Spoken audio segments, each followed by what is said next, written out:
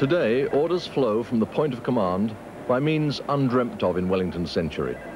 And the information on which orders are based flows into the point of command in a profusion with which no single human being can deal.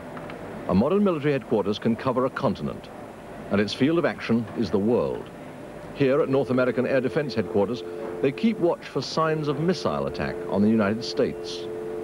They receive their intelligence from radar, reconnaissance satellite, and seabed sound surveillance. This unending stream of facts is processed by the banks of computers and the results displayed on screens. It's on these electronic messages that today's commanders must base their decisions.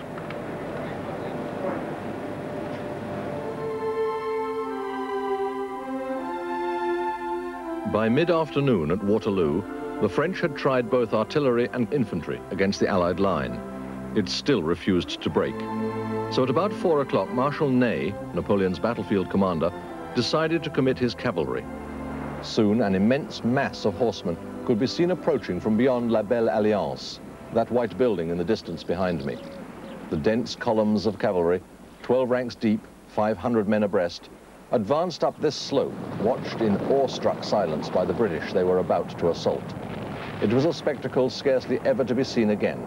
A sea of steel and horseflesh and brilliant uniforms flowing in waves across the folds of the valley. But the most unexpected thing about the attack was that it was cavalry alone. There were no French foot soldiers to be seen. Yet against cavalry, infantry had an almost impregnable defense, to form squares. As long as the British infantry kept steady, properly formed and cool enough to continue firing, they were unbreakable. So as the French cavalry came over the ridge at a canter, they were cut down by grape shot from the British artillery batteries and musket fire from the squares. Time and again they attacked, charging up the slope, round and past the squares, then retreating down the hill, where they reformed to charge again. Soon the ridge around the British line was so covered with the dead and wounded men and horses that the cavalry could no longer ride over it.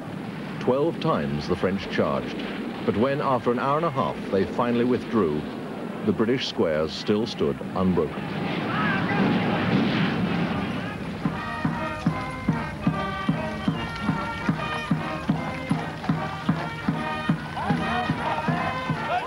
Ceremony is the only duty that remains to the surviving mounted regiments. The role they once played strikes the onlooker as utterly archaic, but in their great days, it was crucial. The mounted scout found the enemy.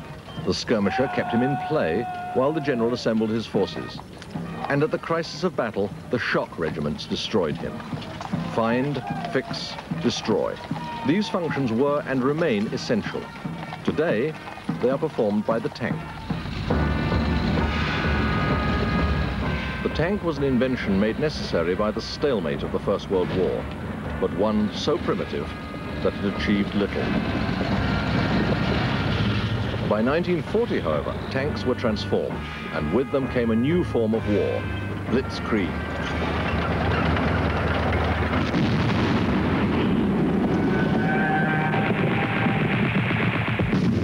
Its impact was shattering, demoralizing those it did not destroy. We came through Holland, Belgium, France, but as soon as we crossed the Belgian border near Arras, the roads, absolutely day and night, been chock-a-block with people running away, leaving everything behind, leaving the home. And as soon as they saw convoys coming, everybody shut because the people been frightened. It was not only the civilian victims of blitzkrieg who found the appearance of tanks terrifying. All of a sudden we realized they were enemy tanks. I said, my God, this is it. What can you do against a tank? They have machine guns. They can run over you. That's the thing you think about more than anything else, is a tank running over your body. There was no place to go, absolutely no place. I felt like an ant on top of a billiard table. On the billiard table of the Sinai Desert, Israeli tank soldiers have twice waded to blitzkrieg, experiencing something of the exhilaration felt by European tank crews in World War II. Racing across the Sinai in '67, I was 22 years old, and in 4 days we got from Gaza Strip to the Suez Canal banks, fighting, moving, all the time on the move. It was a feeling of great power and great energy being released in 4 days. Power and energy in 20th century warfare are most completely embodied in the aircraft. It takes many military forms. As a strategic bomber, it has been used to wage war on its own against the cities and factories of the enemy. The soldier on the battlefield knows it better as a weapon of ground attack and of tactical bombardment against fortified places.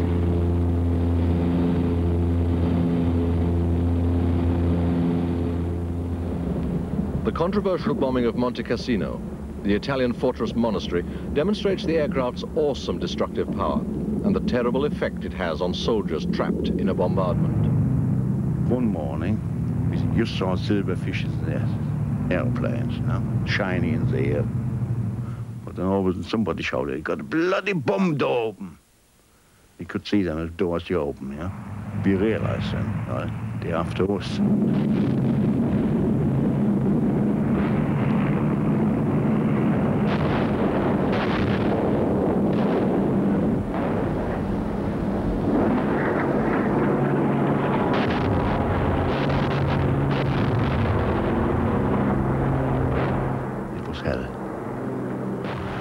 Actually, you think that that's the last moment we're still alive, you know. It was terrible. We had bombs explode only about 5-6 yards away from mine. The blast lifted you actually off the ground and dropped down again. You hate the shops up there. Doesn't matter what nationality is. If it was our own planes, we would have called them bloody bastards in plain English, you know. I shouldn't say that now, but you hated them. At that moment, you can't hit back. No? You just crept in the hole like a frightened rat. The whole hill, it was just like rubble. No? It stunk, it smoked, you smelled gunpowder, and screaming soldiers, you know, partly wounded or wounded. But you didn't dare, when you had a nice cover, you didn't dare to creep out to save your comrade, because that means your own life again, you know. Many men, they'll be. In Vietnam, the gunship helicopter proved that it could be used as a weapon of pinpoint attack on the battlefield, with devastating effect. A lot of people think that because helicopters are up in the air that you don't get a real first-hand view of what you're doing and who you're killing. That's not true, especially when you're flying low level. When you're flying at treetop level and you've got an M60 stuck out the side of the helicopter and somebody fires on you, you're no more than 10 feet from him. You see his head splatter or whatever you may have hit. You see it pretty well firsthand. You get an idea of the gruesomeness of what killing is. And again, it never bothered me because I knew I was doing what I was supposed to be doing. And if you let it bother you, you'd have big head problems. The thrill of flying the helicopter and getting it to do what it was capable of doing and winning, obviously you were taking fire, you were getting hits, you may have to take a couple of hits in the aircraft, but at the end you were the one that won. Absolutely, it was very exhilarating. At about 7 o'clock in the evening of June the 18th, 1815, the Battle of Waterloo approached what has been called its crisis. Napoleon had exhausted all normal means to break the British line. All had failed. He therefore decided to launch the only reserve force he had left, never before committed to action in battle, the Imperial Guard.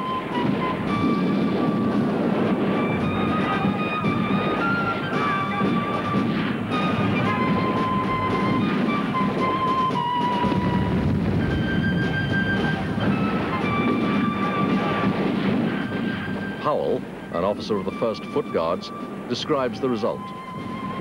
The French, he said, came on at the double, shouting, "Vive l'Empereur!" They continued to advance until within 50 or 60 paces of our front, when the brigade was ordered to stand up. Whether it was from this sudden and unexpected appearance so near them, which must have seemed us starting out of the ground, or the tremendously heavy fire we threw into them, La Garde, who had never before failed, suddenly stopped. Those from a distance and more on the flank who could see the affair tell us that the effect of our fire seemed to force the head of the column bodily back. The Imperial Guard retreated, and with it, the rest of the French army. fighting over, it was time to count the cost. About 40,000 of the 120,000 present had been killed or wounded, and 10,000 horses. The wounded were to be pitied more than the dead. As darkness fell, the battlefield was filled with shrieks and groans of those too hurt to move.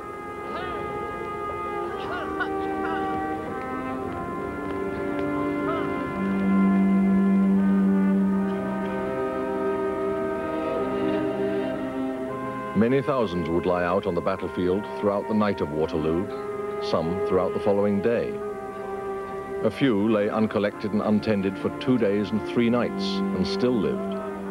But the majority of those left so long died of shock, loss of blood, or dehydration. All the wounded men were tormented by thirst, as well as the pain of their injuries.